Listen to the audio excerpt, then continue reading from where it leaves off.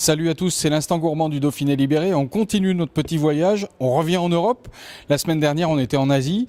Là, on arrive en Italie. En Italie, rue Bouffier à Valence, on va chez Louis, chez Pasta et Salsa, l'épicerie italienne. Vous allez voir, il y a des produits sympas. Bonjour Louis.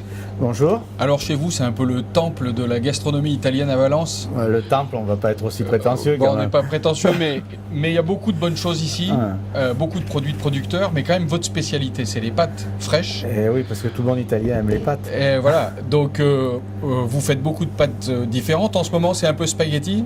Alors, moi, selon les périodes, c'est soit spaghetti, soit tagliatelle dans les pâtes longues. Oui. Donc là, en ce moment, on est sur le spaghetti. On est sur la coquille aussi, comme ça, un petit peu rayée, ça permet de tenir un peu plus la sauce. Ouais. Après, je fais des macaronis, je fais de la spirale.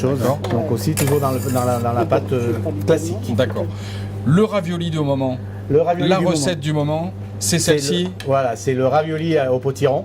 Parce qu'il n'y a pas bien de légumes en ce moment, donc un ravioli fait avec du potiron. Dedans, juste un potiron qui est passé au four, qui est cuit un petit peu. Oui.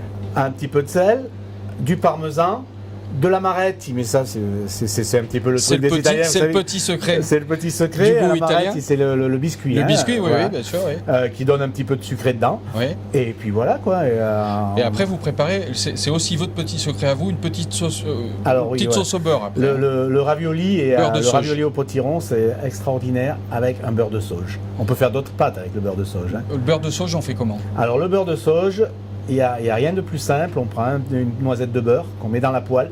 On prend quelques feuilles de sauge. On met aussi dans la poêle, qu'on les détache, on met dans la poêle. Et on met une cuillère à soupe. Blanc nature aux herbes ou à la... Une petite louche, un pochon, comme on dit, directement dans la poêle, de manière à ce que le beurre brûle pas. Une fois que le beurre est blanc, qui blanchit et qu'il a une jolie couleur bien blanche, à ce moment-là, on arrête la cuisson. Les pâtes doivent être finies de cuire pratiquement, on les jette dans la poêle et on les touille. Et on mélange tout ça. Et basta. Un peu de parmesan et ça suffit, c'est pas besoin de plus compliqué.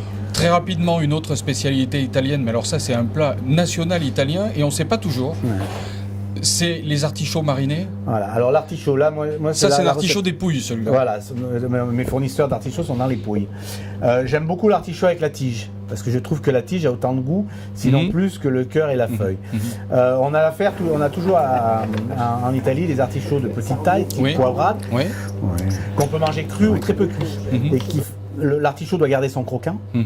Là-dedans, on est donc juste sur un artichaut qui a été blanchi, mis avec des herbes dans l'huile d'olive. Dans l'huile d'olive. Voilà, c'est tout.